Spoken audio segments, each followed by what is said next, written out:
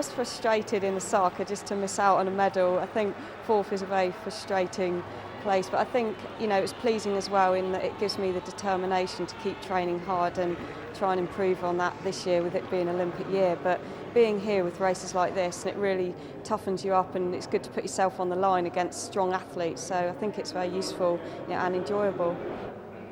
The thoughts of Jo Pavey, and now let's get the thoughts of our race commentators today, Paul Dickinson and the chairman of the race organisers, Brendan Foster. Thanks very much, Hazel. Well, Britain's biggest 10-kilometre running event now in its sixth year, about to get underway. And here are some of our elite women. First of all, Bezenesh Bekele of Ethiopia, fourth in the 2008 World Half Marathon Championships. There's some superb runners there, and Liz Yelling, one of them. Set up her wonderful lifetime best in the London Marathon, of course, guaranteeing her selection for Beijing. And then Rose Chariot, twice an Olympic finalist at 5,000 metres. She's already come second in the Edinburgh 10-kilometre race, so we know she's in good shape. And Duratu Tulu, Brendan, one of the all-time greats. Well, the greatest Ethiopian female distance runner of all time, Olympic gold medalist on 2 occasions, and working our way back to fitness. Should be interesting to see how Duratu Tulu runs today, but she promised that she's getting better with her training. And now Catherine Dereba, the best female distance runner ever from Kenya, and that's saying something. The best of Ethiopia and the best of Kenya, and so poor Jo Pavey really has got a task in hand. Last year's champion, Jo Pavey, getting ready to run today and then getting ready to prepare for the Olympic Games. So we've got a strong field, and Jo Pavey trying to defend last year's title. So about to get underway, set off by Rebecca Romero, who herself is such an outstanding athlete, and the great legend who is Denis Law. 10 kilometres ahead of them. The first 2K should be pretty swift. It's a nice gentle slope and towards the Mancunian Way. Not only, of course, did Jo Pavey finish very, very closely in those World Championships to a medal, but of course she was 5th in the 2000 Olympic Games. You forget what a good athlete she is, but she's got some tremendous opposition here, and not only from Africa but also from Europe as well. We didn't mention Anika Kalovic of Hungary, who's a very useful performer, but Jo Pavey right in the centre, and she will be shadowing just about everybody as they head off down that gentle slope, and conditions almost perfect here. Well, it's a warm morning here, the sun's shining. Temperature is pretty good for distance running. The crowds are ready for a big race, and these athletes have gone off at a fair old tilt. Well, the elite men's field now just making their final preparations, and this gentleman here, number 105, Dan Robinson. He's had a great month, actually, having achieved a personal best and all but securing his place in the marathon at the Beijing Olympic Games. So how does this event fit into his preparations for China? Phil Jones has been finding out. Dan Robinson reeling in the Olympic champion here. Dan Robinson running strongly now. How pleased with you with the way you performed in London? I ran a PB, and I was first Brit and guaranteed my Olympic selection. So, I guess it was job done. But I thought I was in shape to run, low 212 or maybe under. But it just went out a bit hard and slowed a bit more than I usually do. But don't want to be too greedy. I wanted to be first Brit. I had a good battle with Baldini, the Olympic champion. So, it was pretty satisfying. And as for the kind of names you would expect to be up there contesting this title on Sunday? I think, you can't look. You've got the world marathon champion Luc Kebet, and I think he's going to be definitely up there. There could be some Europeans up there. There's De La Rosa. De La Rosa, have to watch out for him this summer as well. Spanish guys, Martinez, there's Lebed, the European cross-country champion. This is the best European cross-country runner of the last 10 years, perhaps of this era. I think it's an Austrian guy, Weidlinger. He's run very fast 10K on the track. Last week, I think he ran 27:36, so he could be up there. So it might be, it'd be nice to see a European win. Having run here before, what's the occasion like and the event itself? It's absolutely fantastic. It's a fast, flat course. The crowd support is incredible. You're running around Old Trafford. I think the course now goes actually, under the back of the stand. It's a brilliant course. The competitive builds that they get here are great too, and there's always a good chance of getting into a good group, whatever pace you're running at. You know, the guys at the front running 27 minutes is phenomenal. There's be guys running 28 minutes and people like me running 29 minutes. You know, it's for every standard, it's a great race, definitely. Well, certainly this will be a stiff test for Dan Robinson. We've also got Chris Thompson from Great Britain, but here are some of the elite athletes. Günter Weidlinger of Austria, multi-eventer in terms of the Austrian records that he holds, and he actually set an Austrian record for 10,000 meters recently. Juan Carlos de la Osa of Spain, 3 times the European cross-country silver medalist. And the next guy drawn next to him, Jose Manuel Martinez, former European champion at 10,000 meters. So all of these fellas, Brendan, are going to provide a stiff test for the Britons. Dan Robinson will be introduced in just a moment. That's the best 10,000 meter runner for the last 5 years in Europe, and now the best cross-country runner that we've had in Europe for many a year, Sergei Lebed, 7 times the European cross-country champion, an athlete who I think is going to be good on the track as well. If he can ever get that form together. And Dan Robinson, he's in big company here, but Dan's now in a position where he can relax, run a 10k race, has a bit of speed work, and get ready to run the Olympic Games and represent Great Britain later this year. And the world champion at marathon, a man who he knows quite well, Luke Kibet from Kenya. It's a great moment for the starters, a great moment for the city of Manchester. A great day guaranteed. So many of the runners, of course, running for charity. And Weidlinger getting out very quickly. Interesting to see, he's not wearing a nose clip. He normally does that, but he said in a press conference the other day, doesn't need to in Manchester because the air is so clean. So Sir Richard Leese and his team will be delighted at that comment, I'm sure. I'm sure that was tongue-in-cheek, but Günter Weidlinger, an athlete who we were watching over the steeplechase, then had a horrific accident in Osaka last year.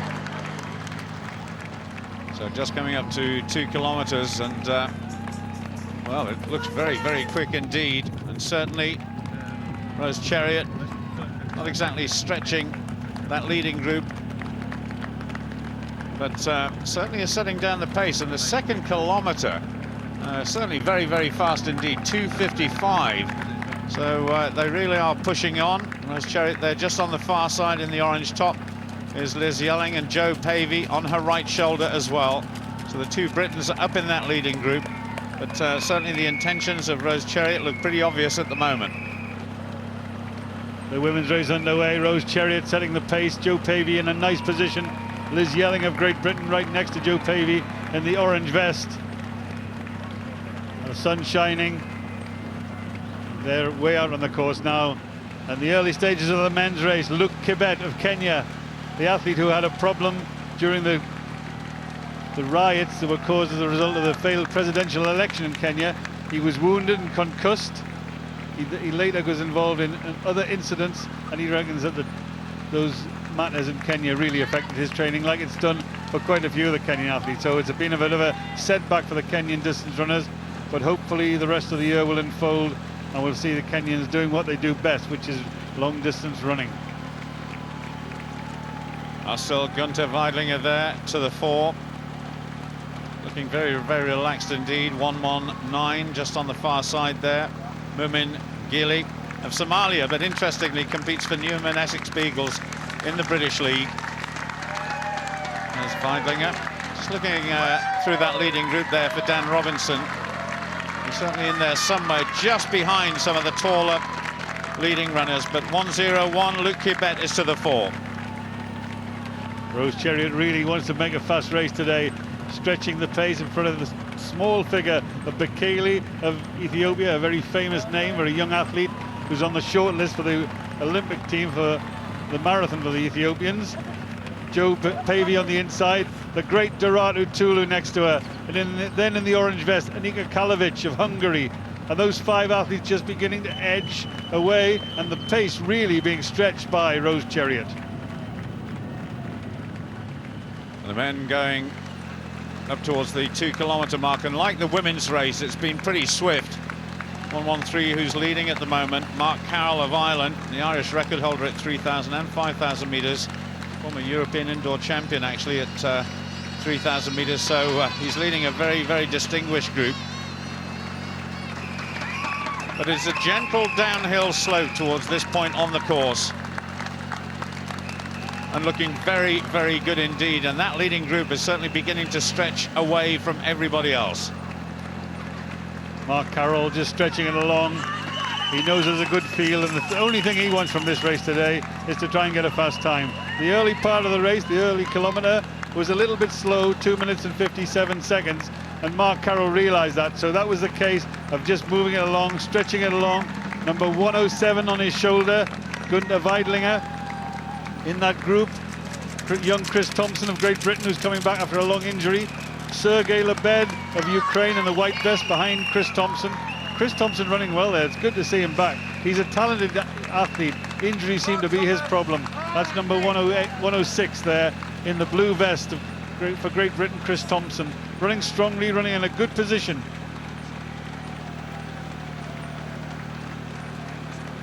We join the women's race once again, and it is still Rose Chariot. But for rugby fans, just a reminder, it's a big, big weekend in the Rugby Union Premiership. The top 4 teams there all playing off in the semi-finals. BBC I at 7 o'clock and BBC 2 as well.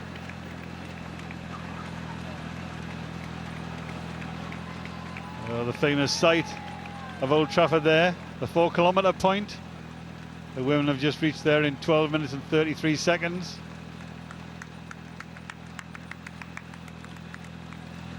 The men have just gone past the 3-kilometre point, a bit slower than the 2nd kilometre, but they're still on a pretty fast pace. It was 8:22 at 3 kilometres. That means they went through there in 2:46. Still Mark Carroll leading, and that group is down to about 10 athletes now. Just identifying 1 or 2 of them for you. 107 who's just gone out of shot there, Gunther Weidlinger of Austria. There is Luke Kibet, the world marathon champion in Osaka. And as Brendan was saying earlier, the Kenyans have had a terrible time, of course, in their preparations for the Olympic Games with the problems in their country. Very interesting race developing. Well, the women underneath Old Trafford Stadium, and you won't believe these athletes, we were discussing this, and from all around the world, the Ethiopians, the Kenyans, the Hungarians, when they were told the course had changed slightly, who went under the famous stadium, you would not believe the discussion that ensued. They think it's fantastic. They come to the city of Manchester to run a race like this, and in amongst it, to be able to run under the stand of the great Old Trafford Stadium. So they're delighted about it. You won't believe it, but they're all football fans too. Well, the women well on their way, and the men past the 3-kilometre point. But this has got to be one of the great sights as the masses stream through. This is their start. This is their start of a day, which could be their very, very first 10K race. And just coming out of the Old Trafford complex now, the Theatre of Dreams. Well, the Dreams at the moment look as though they're confined to just 5 athletes, and still being led by Rose Chariot. She really has laid down a marker. But Jo Pavey is still there, looking good. Just taking a little look at her watch to see if she's on schedule. And the diminutive Benazesh Bekele of Ethiopia just alongside her. And Jo Pavey's not exactly tall, but the little Ethiopian is tiny. Jo Pavey looking comfortable there. Just in the place she wants to be, just on the shoulder. Good running. And now the men approaching the Old Trafford Stadium. Number 107, Gunther Weidlinger of Austria, alongside Mark Carroll in the white vest, the Irishman. Chema Martinez in the blue vest behind him. Tell you what, Brendan, I've just spotted just on the left-hand side of the screen there, wearing number 170, interesting athlete. That's Anthony Ford from Blackpool, and he's running with some pretty elite names there. He certainly is running with some elite names. What a sight that is. Overhead Old Trafford, the men underneath along the concourse there. The race is getting exciting, but there's still a large group in that men's race. I said the women were football fans. Some of these men, we've talked about it earlier, they're football fanatics. They know all the results, and they'll all have their eyes on Moscow on Wednesday night in the big match.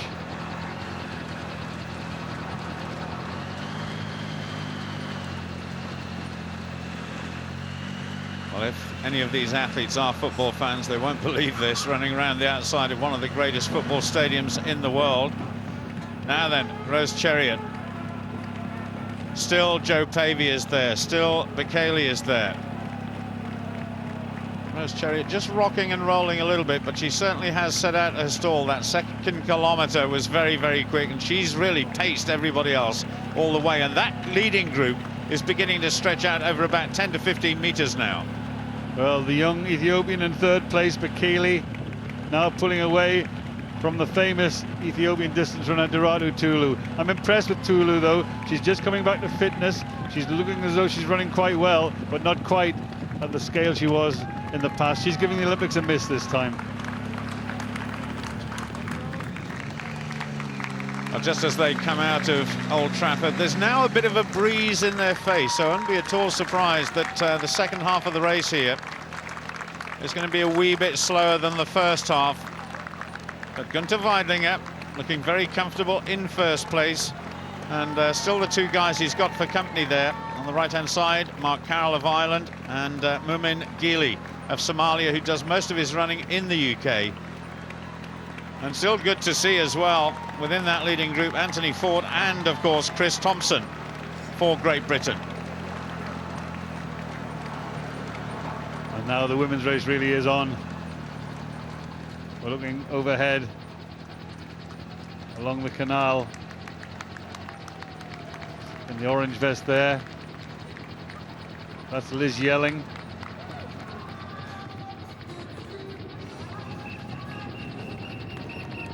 And whilst we look here, we see the new buildings and developments. And this is the area where the future of BBC Sport will be in a few years' time. Salford, Manchester. And Joe Pavey right on the shoulder there of Rose Chariot. And even Rose Chariot's reputation as twice Olympic finalist at 5,000 metres won't phase Joe Pavey out. She's been going very, very well in training. She's been down in South Africa, up at altitude at Potchefstroom, where a lot of the British athletes, both track and field, have been over the last couple of months. Conditions have been very, very good out there. It's been proven over the last couple of years. So an approved athletics training camp there for the British. And these two athletes really are beginning to stretch away from everybody else. It's still Bekele of Ethiopia in third place. And once again, Rose Chariot just puts the hammer down just a little bit, has a little glance behind her to see where Joe Pavey is. She's still there, but she may well be losing touch. Just a few yards opening there. Rose Chariot just checking over her shoulder. She seems anxious here as we're into the second half of the race now, past the 5 kilometre place. And now Pavey is being tested. And the men similarly, a big group now whittling down to manageable numbers. Della Ossa in the orange vest next to Weidlinger. Mustafa Mohammed of Sweden in third place. And that group beginning to split up, the gaps beginning to open. You can just see the little distance between those figures as they run down towards the canal side. And the new cityscape evolving very quickly here, changing all the time, looking magnificent.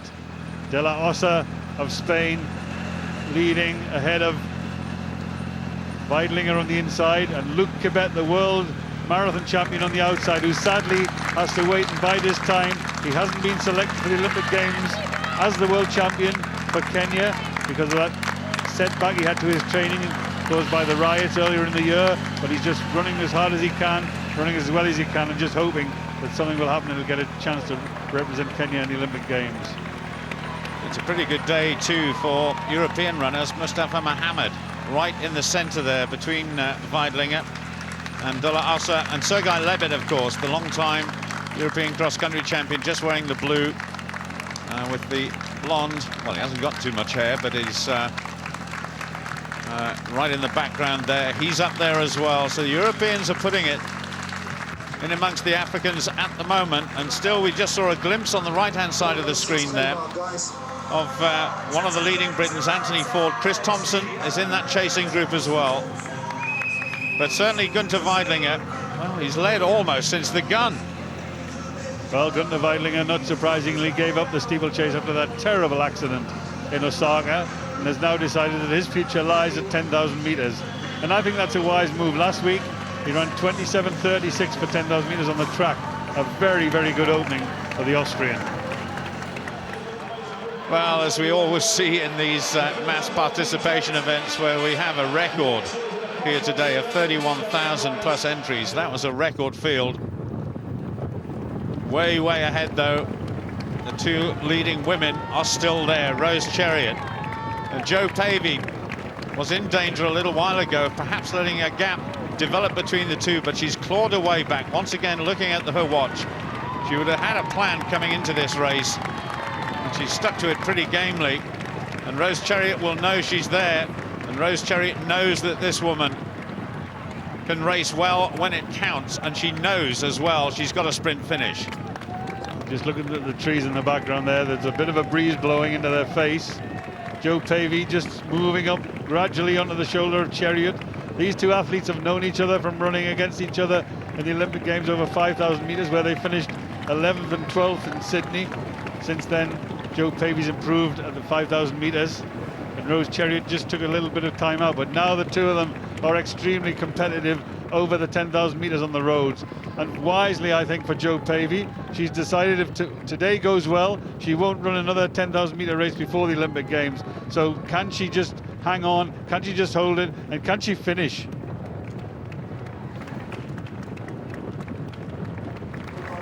Well, the wheelchair race was the very first to get underway here today. Quite a few of Great Britain's top competitors are actually racing in Switzerland. Of course, they raced here in Manchester last week at the Paralympic World Cup, but we've got perhaps some new names to us here. But it's a very experienced Jason Gill from Sutton in Cheshire, just down the road, who will come in first. He's way ahead of his next nearest competitor. He's completed the Great North Run and the London Marathon in the past, and he wins the Bupa Great Manchester Run here. Here's the second athlete. Mark Telford has come all the way from Scotland, finished 12th in this race last year, and this time he finishes in second place. So there are the top two, just outside of the course record actually set by David Weir in this race last year, and this will gladden the hearts of the British Paralympic Association. This is young Daniel Lucker. He's only 15 years old, and that is a tremendous third place performance for him. So the top three are finished. Jason Gill in first place, Mark Telford in second, Daniel Lucker third. Gunther Weidlinger, the former steeplechaser, concentrating at 10,000 metres and really looking as though he's been around at this event for a long time. On the outside in the blue vest, Chema Martinez, the European 10,000 metre champion, the world champion at marathon.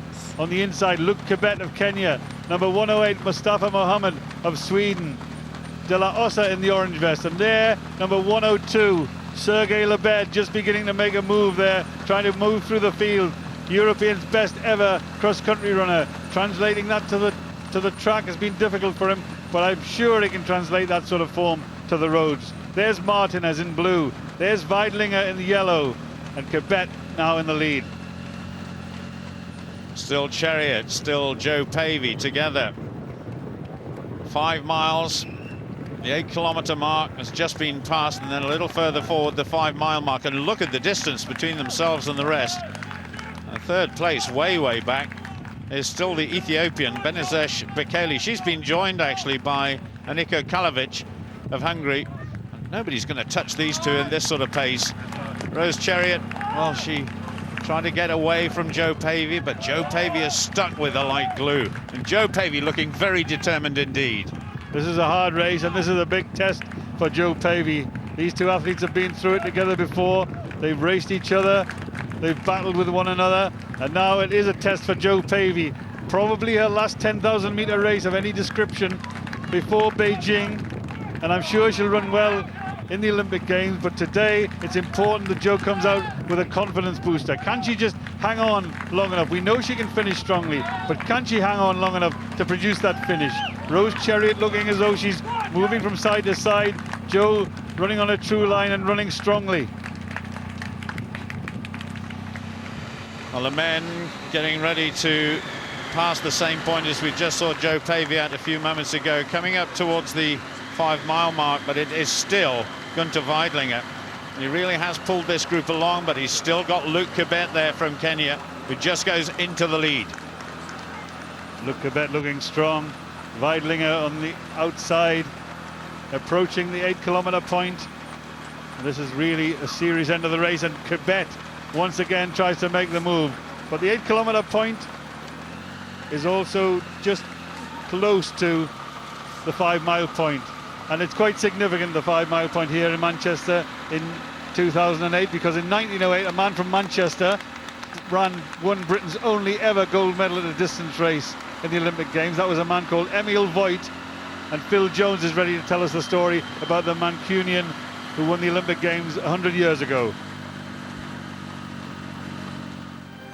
1908, London, host city for the 4th Olympic Games and the setting for an unknown Mancunian to make athletics history. Emil Voigt, a vegetarian, non-smoking teetotaler, stunned the world by winning gold in the 5-mile race. The 25-year-old, running with a plaster of Paris support in his shoe after the arch of his foot collapsed in his heat, finished 70 yards clear of the field, and he remains the only British male distance runner in history to have won Olympic gold. Great Manchester Run organisers have flown in Voigt's granddaughter Robin from Australia, and an exhibition at the Central Library reveals a man whose life off the track was even more remarkable than on it. He was into social reform. Here in Manchester he joined the Clarion movement and the Vegetarian Cycling Club and the Independent Labour Party, and he cycled all around England to distribute pamphlets about social reform. And when he emigrated to Australia in 1911, he had the idea of setting up the first commercial radio station in Australia, and it was to give a voice to Labor politics there and bring it once again with the view to social reform in that country. What a story overall. It makes one worthy of the big screen, it sounds like. Well, I personally think it's better than Chariots of Fire because there's just so much to that story. And over in Australia, he was under surveillance by the Secret Service police because of his very strong ideas supporting Labor, and they thought the radio station that he started, radio station 2KY, was broadcasting in code to Moscow after midnight. He was even under Secret Service surveillance because of his vegetarianism. I've seen reports where they said this man is a vegetarian and opposed to killing any living thing, and so even that was in question in those days. Officials will honour Voigt's achievement today. Anyone beating his Olympic time of 25 minutes 11.2 seconds over the first 5 miles of the course will be awarded a certificate. It's been designed by Robin, who may one day follow in her grandfather's footsteps. It's just wonderful to be here, and I'm really looking forward to seeing the race, and if I'd had a bit of advance notice I would have got in training and participated myself, so I'm already saying I might come back next year. Well, a great story there about a great British athlete, a man from Manchester who became Britain's only long-distance runner to win a gold medal. The secret, I think, was the plaster of Paris cast in his shoe. I should have known that one, Paul. I couldn't believe that. I loved his shorts as well. But we're closing in on the finish here of the women's race. And Jo Pavey, for the very, very first time, has gone into the lead. And she looks a little bit anxious there because Rose Chariot is not giving up. Certainly a contrast in running styles. Rose Chariot just tends to rock and roll a little bit. But look at this, Jo Pavey is beginning to pull away, and there is certainly an increase in distance between her and the athlete in second place. She's certainly made a move now, and the important thing for Jo Pavey is forget about Rose Chariot and concentrate on her own running. She's running strong, she's looking good, she's beginning to pull away, she's occasionally just glancing over her shoulder anxiously, but she doesn't need to. She just needs to try and concentrate on her own performance now. She's strong enough, she knows that. She's done the training. She's been in South Africa in Potchefstroom, and she's been training very hard for this event. She's looking forward to the 10,000 metres in the Olympic Games. This is her last taste of this distance before the Olympic Games, and really she wants a really positive experience from it. And she looks as though she's strong enough to get that positive experience. The gap, if anything, is widening. Jo Pavey looking strong and looking comfortable, looking as though she's wintered well and prepared well. And let's face it, there'll be a lot of people from Great Britain willing her on in those Olympic Games. We'll certainly get a run for our money from Jo Pavey, and it looks to me as though she's fit enough and strong enough and coming down the home straight, 200 metres to go, and Jo Pavey has shown them the way. She certainly has. She's put about 50 metres between herself and Rose Chariot in the last 400. And she's coming away to retain her title. She's going to get a huge round of applause as she approaches the finish up towards Deansgate. And you mustn't forget what a good athlete Jo Pavey has been over the years. First reached a World Championship final way back in 2001. And as we said in the introduction, well, 4th in the World Championships last year, 5th in the Olympic Games, 5th at the World Indoor Championships as well on the track. So things in 2008 are looking very, very good indeed for Great Britain and for Jo Pavey, champion here in Manchester once again. 31.58 unofficially, just outside a lifetime best. And there is Rose Chariot of Kenya in second place. She did most of the early running, but congratulates the winner. So Rose Chariot, twice an Olympic finalist at 5,000 metres, but she had to give second best today. And here's the tussle for third and fourth place, and Benezesh Bekele of Ethiopia just managing to get away. I thought Kalavic of Hungary was closing in on her, but the Ethiopian finishes in third place. And then it's Europe and Hungary, and Kalavic comes in fourth. Tremendous performance, though, by Jo Pavey, wasn't it? An excellent run by Jo Pavey. And there's her husband, Gavin, congratulating her. And now we're looking at Catherine Dereba in the blue, just ahead of Dorado Tulu, two of the great athletes from Kenya and Ethiopia crossing the line. It was actually Ajafini of Bahrain, transferee formerly from Morocco, who just edged those two out. And there is Britain's Liz Yelling, just suffering a little bit here in the heat of Manchester. I'm quite sure she will give congratulations to Jo Pavey, but it's back to the men's race. And, well, it's still, Weidlinger is up there, but De La Ossa in the orange vest leading. Lebed with his back to us, 1:03. is in that group as well, and it's pretty much the leading group that we saw last time. In the all-black there, Mustafa Mohammed from Sweden. He's looked dangerous all the while. Less than 800 metres to go. The orange vest here, De La Ossa of Spain.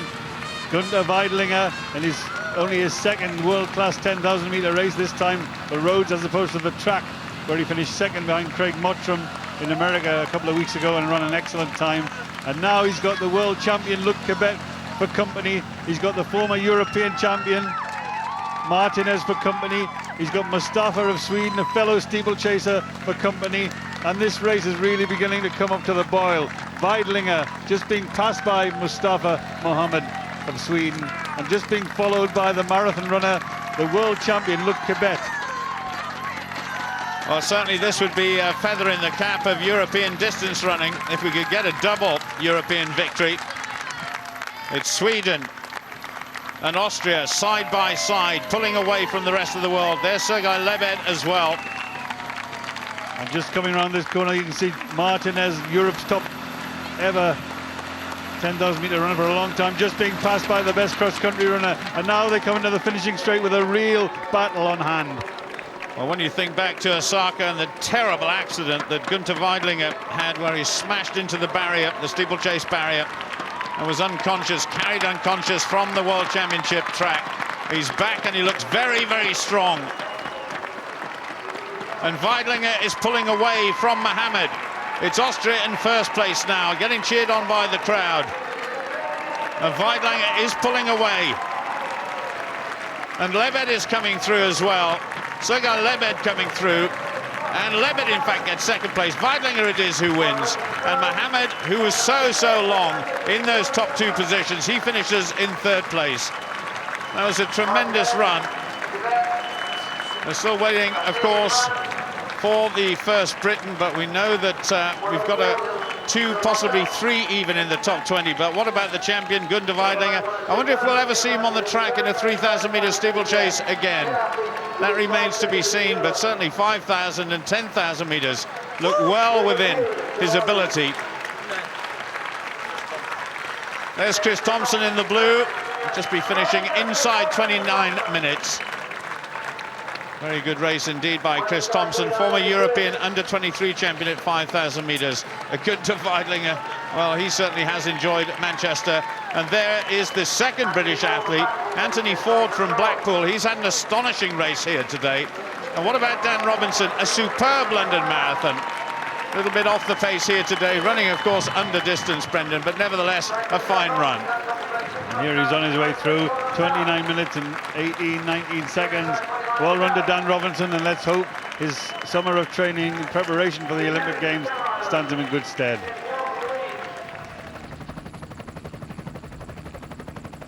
I just checked back on the wheelchair result that we saw a little while ago. Jason Gill there winning by just on 30 seconds from Mark Telford. And young Daniel Luckett of Great Britain, a teenager, finishing in third place. Very good result for him. As far as the women are concerned, Jo Pavey defending her championship, 31.58, ahead of Rose Chariot, and Benezesh Bekele of Ethiopia in third place. And I think we can hear from Jo Pavey now. Jo, congratulations. A little bit of history to boot. First woman to retain the title here in Manchester. Tell us about the way you shook off Rose Chariot in that final K. Yeah, it was a surprising headwind. I think that was the thing. I had a race plan in my mind going into the race, all being well. And then come the closing stages, there's such a strong headwind. I felt a bit indecisive in a way. I thought, oh, shall I push on? It was such a strong headwind. I thought I'd leave it a bit, and then she pushed on harder. And luckily, I thought I'll just give it a go in the last K, and fortunately, I just hold her off. But she ran really well as well. You see the men's result now, confirmation of Gunter Weidlinger's result, 28.10, just a second ahead of the fast finishing Ukrainian Sergei Lebed. Mustafa Mohammed of Sweden in third place. Congratulations, lovely to see you winning here in Manchester. And how tough was the finishing sprint for you? It was really tough. I tried already at 6K to split the group, but it didn't work. And I tried it again at 8K, but it didn't work again. So I thought of sprinting, and I made the move at 250 to go, and yeah, it worked. I'm glad. Well, next Monday you've got a London 10K to do, and thereafter you're hoping to be ratified for the Beijing team. But your timing, I understand, could be a little better. Your wife Jess is due to give birth. When? The due date's the 23rd of August, and the Olympic marathon's the 24th of August. So yeah, not great planning, but I'm told first ones are often late. So fingers crossed it'll, I can get back in time, but it'll come when it's ready, I'm sure. Now, the City of Manchester Stadium out in Eastlands has had a pretty high-profile week, what with the UEFA Cup final. But yesterday it played host to the young generation of Mancunians with the junior run, and Diane Oxbury was there to see it. Well, this is the 6th Junior and Mini Manchester Run, and this year there are more kids than ever taking part. So kids, are you ready? Yeah!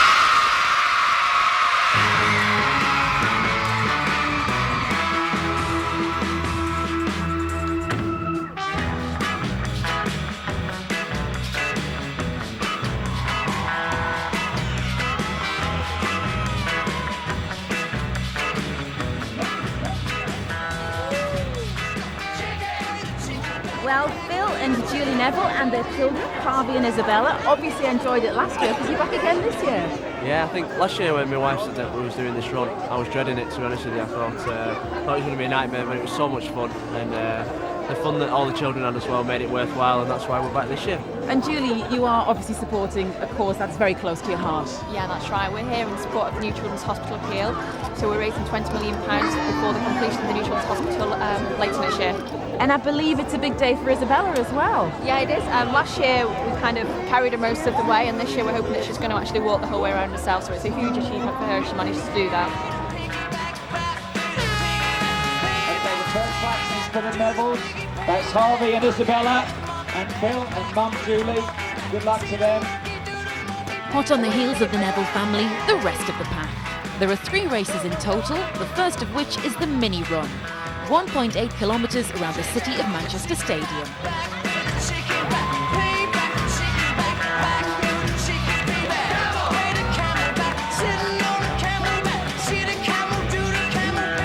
Did you have a nice time, Hannah? Did you run really fast? She did, yeah. Had trouble keeping up with her. You turn around and show me your t-shirt. He should have been running today, but he's done his ankle, so his young brother's run for him. So, when I'm running so fast, I just lost my daddy. Next up, the junior girls race, and who better to get them underway than the winner of last year's Great Manchester Run. Well, it's really great to see you down here. It really is inspiring for them to see somebody like you. It provides critical support not only to babies, but the families who endure such traumatic and stressful times. Bliss needs help. A lot of people don't know about Bliss, and the people need to be made aware of it, because I think it's 80,000 babies a year are born premature. 17,000 who need intensive care, which need caring for with a lot of money, and it's just not funded enough. So where did you decide along the line to run for this charity at the Great Manchester Run? Well, I'm not a runner, and I just thought that with the babies needing so much money, I thought I'll just do something to help Bliss, because they helped us getting through when Evie did, because other people will need leaflets and phone calls. I said, and so I thought I'll try and help raise money for Bliss, because it means a lot to her. It's a very small charity, and I don't think, unless it touches you, people don't realise it's there. And it needs funding and it needs help. What kind of things inspire you along the way when you're putting in the hard miles? I just think of the little girl, and it just keeps me going when I'm shattered. She's great. She's brilliant. It's just great to have her back to normal. Brilliant. Just one of the many inspirational stories here today in Manchester. I think one of the things that makes this event great is the distance. 10 kilometres certainly is achievable by those people who perhaps think that a half marathon or a full marathon is just a little bit too far. And we love our statistics here at the BBC. We've been given a great one, which is that if you add together all the miles that have run by all the competitors here today, that would make a distance of 6 times around the planet Earth, which is quite something. The training is certainly something which a lot of these people will have enjoyed and may have set them on the path to becoming lifelong fans of jogging and running, and that's got to be a good thing.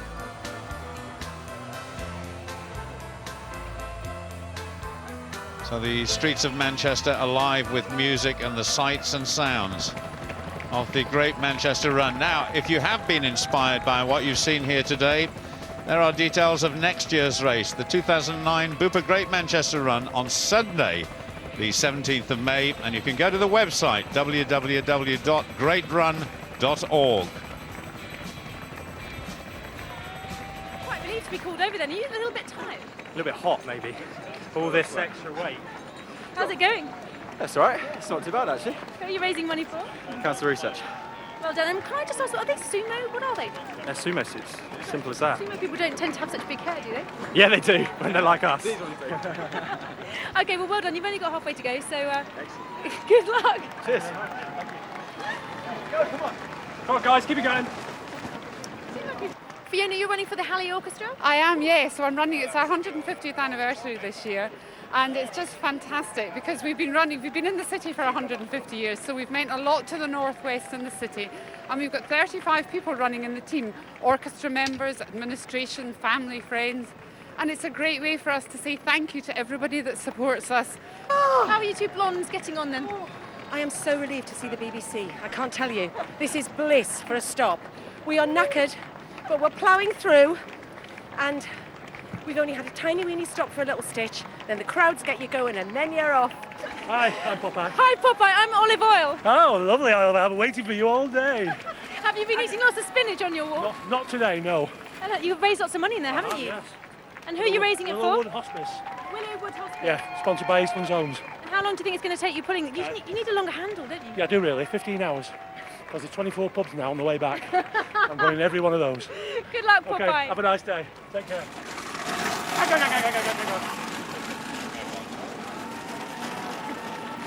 How are you doing? Are you feeling that it's a nice, easy run for you? Well, we celebrated my birthday last night, so until the early hours, it's a good opportunity to get rid of it. That's not great preparation for doing 10k. No, I'm not. I quite agree with you, but I'm too old in the tooth to start following another theme. I don't know what he's talking about.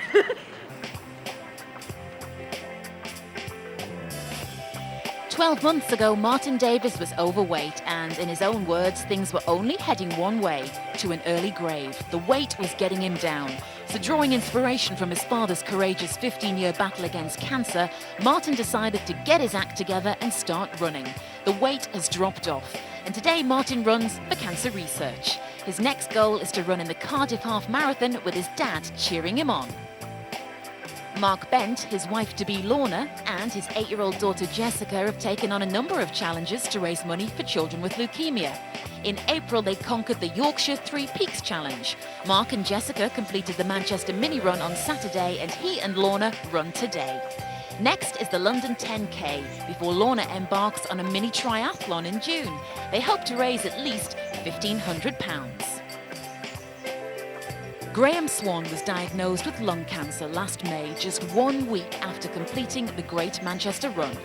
During a routine checkup, an X-ray revealed a tumour the size of a golf ball on his right lung. Graham had surgery last July to remove a lobe from his lung, and within 9 weeks was back to work and full fitness. His goal today is to beat last year's time of 52 minutes and 29 seconds. Well, so many of the world's great runners have been here to Manchester for this 10K race.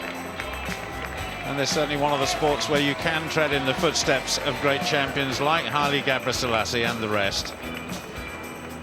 And it will be a day that a lot of these people will remember, and more importantly, of course, the many thousands of people raising money, that so many more people will benefit from what's happened here today in Manchester. Still lots of messages coming through, and still the race goes on. It's a fast course, and the weather here today has been superb for us. We were up in Manchester last week for the Paralympic World Cup, and it's just as good here today. So let's hear from more of those people involved with this race.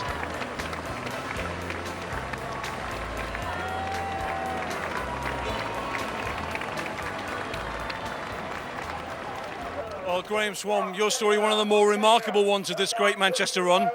Last year you ran it and then found out you had cancer. Now you're back to full fitness. What does it mean to you today to run and raise money for cancer? Just to take part, really, to be a fantastic day. Really enjoyed it. Just a pity I didn't beat last year's time. I was really trying for that, but I was 3.5 minutes out. But a bit disappointed, but brilliant just to be here. Hey Gringos! Hey Gringos! Gringos, how's it going? Great, thanks. Great, very warm in your country. We didn't expect it to be this warm. It's very hot. Well, Mark Bent, you've turned this into a family affair, and running in general of late. That's right, yeah, done quite a bit. Did the three Yorkshire Peaks about a fortnight ago. My little girl did the Manchester Mini Run yesterday. She's 8 and did it without stopping, so a real great feat for Jessica. The London one next week, and then Lorna's got a triathlon as well, a mini triathlon in about the 1st of June. So it's a big bunch of us raising money for children with leukemia, so it's gone really well. Well, it's a real fun day, but your charity has a real serious message, doesn't it? It does, yes. We're doing it for the kids from Chernobyl, which for the young children that were in the Chernobyl disaster. And it helps bring them over to this country, clothe them, feed them, and hopefully give them a bit of rehabilitation before they have to go back. And how was your run today? Yeah, it was good, I enjoyed it.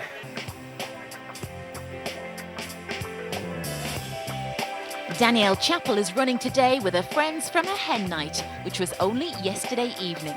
The bride-to-be is raising money for kidney research. Her dad had a transplant last year due to kidney failure caused by polycystic kidneys, an inheritable disease which was also passed on to Danielle. The ladies will be running in pink cowgirl hats, and the hen is hoping her sash is still in one piece after the night before. Keith Trinnaman runs today raising money for the Macmillan Cancer Charity in memory of his sister, who sadly passed away on the 3rd of May. Joy Greenside was diagnosed with a brain tumour last June, and her determination to fight the tumour inspired Keith to raise awareness and funds. Having collected over £1,500 so far, his sister and her husband Brian are his inspiration today. Amanda Merrick runs today with her 9 friends. This particular group of women have one thing in common. Amanda is their divorce lawyer. Over the last 2 years, the group, known as Linda Meyer's Pink Peppers, have raised funds through various charitable events, culminating in the decision to run today. The girls will be lighting up the course in their bright pink tops and collecting for the Children's Adventure Farm Trust.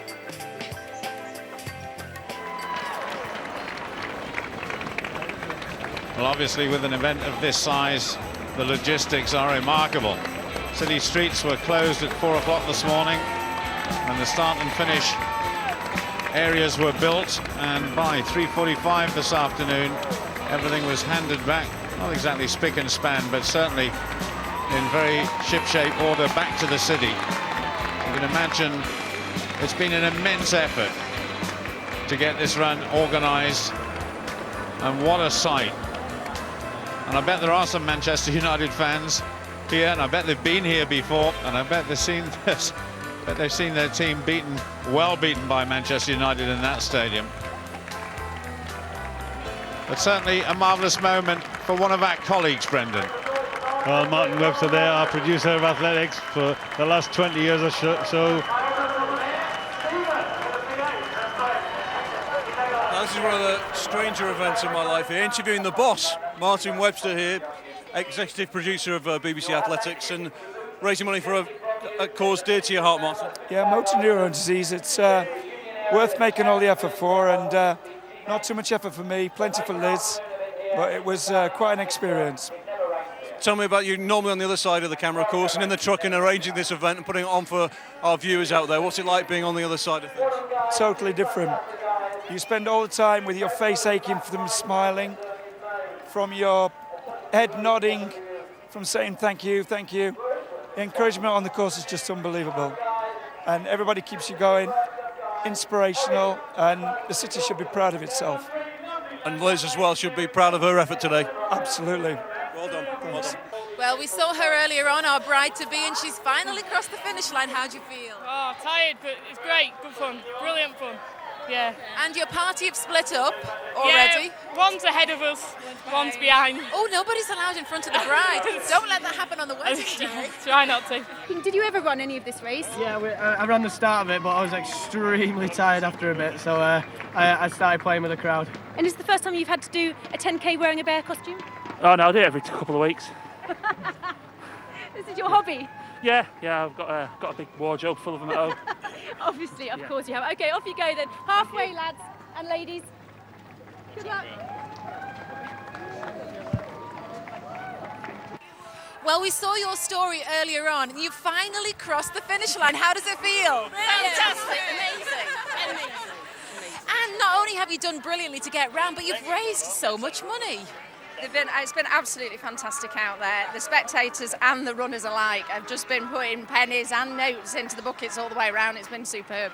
I'd like you to meet someone that I can personally vouch is the most extraordinary man. This is Jerry Ward, and a good few years ago, Jerry made me a supersonic lady because he was an RAF pilot for 16 years, Jerry. And it's been a long time since I've seen you. I know you ran the Great Manchester Run here last year, but this is the first time that you've had a chance to experience it since the accident which broke your spinal cord. Can you just tell us what it means to be here right now for us? It's just fantastic to be with my family and friends at the finish and to do something really good for Diabetes UK for my son, for Spinal Injuries Association, for the Spinal Unit Action Group at Southport, and for all of the staff at Southport that are helping me through my rehab. After my neck was broken, I could barely even move my head. Now I can move my head around, I can move my right arm a little bit, and I'm well on the way to rehab and getting back home with my family.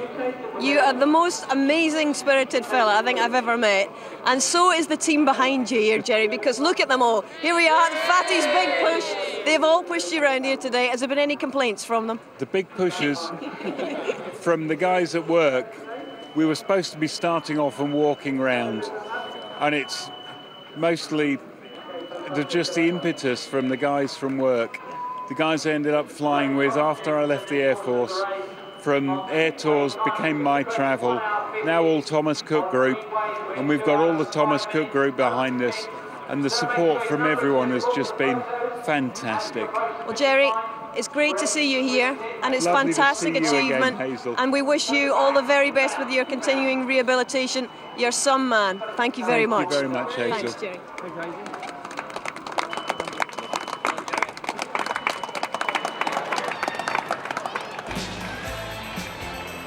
Well, I know there was a bit of gloom hanging over Manchester as a result of last Wednesday night, but surely today Manchester has shown itself what a true sporting city it is. The atmosphere here has been fantastic. The performances have been terrific. And the Olympics in mind, it's great to see Joe Pavey all fit and well and ready to represent Great Britain in Beijing in a few months' time. Absolutely. Great runs, great weather, and of course a great city to hold it in. Tremendous performances by Günther Weidlinger of Austria. Many could have been forgiven for thinking his career was over after Osaka last year. A particular mention must be made of Joe Pavey's victory against some of the very, very best in the world. It really has been a great day, and everybody here has certainly enjoyed it.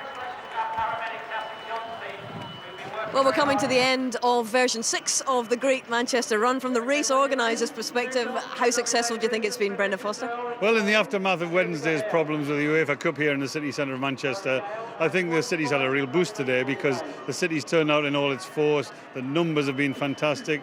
The sun's been shining. The atmosphere has been wonderful. And I think it's been Manchester showing what a true sporting city it really is. Put your commentator's hat back on again and let's discuss some of the issues that I'm sure will keep coming back over the summer, not least another injury to Paula Radcliffe. How serious do you think this one is? Well, we've heard that things haven't been going brilliantly for Paula in the last few weeks, and I was very disappointed to read in the press that she's now on crutches. This is a bad time of the year to be injured, especially when you're training for a long distance event. I think she probably needs about 10 or 12 weeks, 10 weeks maybe she'd get away with. But she can afford to miss a week or two, but she can't afford to miss very much longer than that. And as the athletes come out of the winter season, they're all looking and say, how fit am I? Has the winter season gone well? Well, Paula, we know, has been fit. She was due to run a race in a few weeks' time. That was cancelled a few weeks ago. So clearly things aren't being going 100%.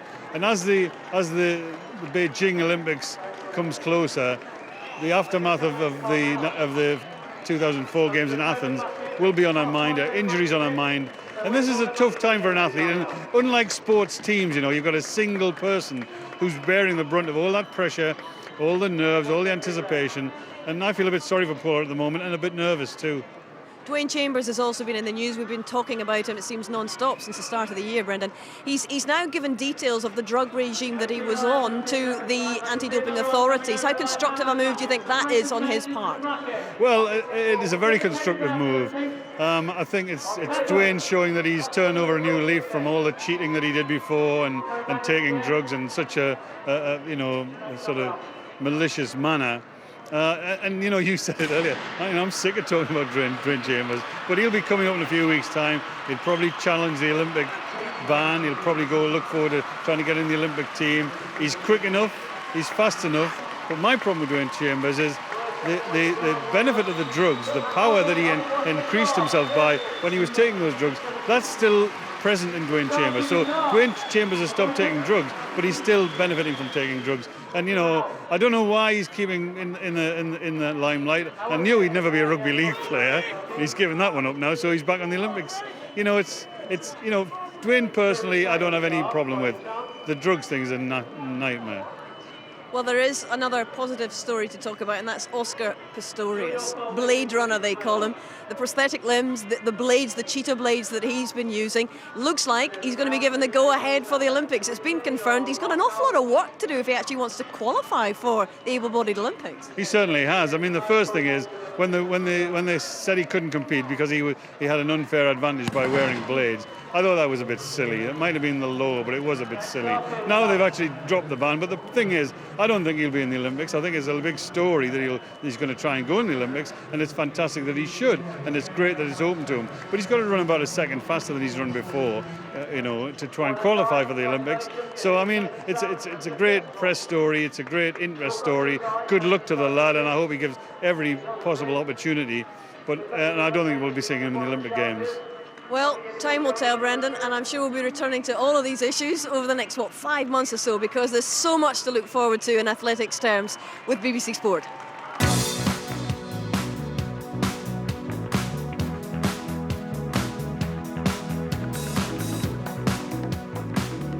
Madouak has stormed away with this one. Craig Pickering, he's going to win it easily. it's going to be Ennis who gets it. It's Nicola Sanders out there in front. Devenish wins it.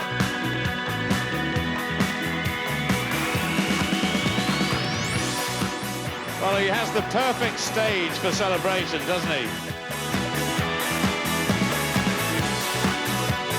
Come on, Kelly Holmes, it's goal! Her Olympic dream is over.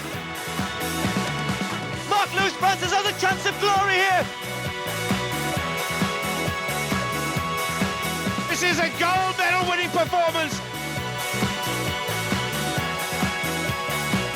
Make them jump, Bobby, that's it. Yes, so much to look forward to. First up, it's the London 10K. Great Britain's Mo Farah amongst the top names taking part in the capital a week tomorrow. Highlights at 11:35. Then European Cup athletics. Both British men's and women's teams are back together in the Super League final in Annecy in France. Live coverage starting on Saturday the 21st of June. And there's a French focus to other sport on offer from next week as well. Who can stop Rafael Nadal winning his 4th straight French Open title? Will Roger Federer rediscover his best form and finally conquer the Parisian clay? Or will Australian Open champion Novak Djokovic overshadow them both and confirm his place at the top of the men's game? In the women's tournament, with Justine Henan's sudden retirement, is anyone able to stop Maria Sharapova completing her set of Grand Slam titles? From the 25th of May, live coverage all through the fortnight of the French Open, from 10 in the morning until the end of play. Available to digital viewers via the red button on cable, satellite and Freeview. But that's it from a pretty breezy Manchester. We've had a little bit of history from Joe Pavey today. We've had a lot of money raised for charity, and we've had even more runners than ever crossing the finish line. Manchester proves to us once again this really is a great run in a great city.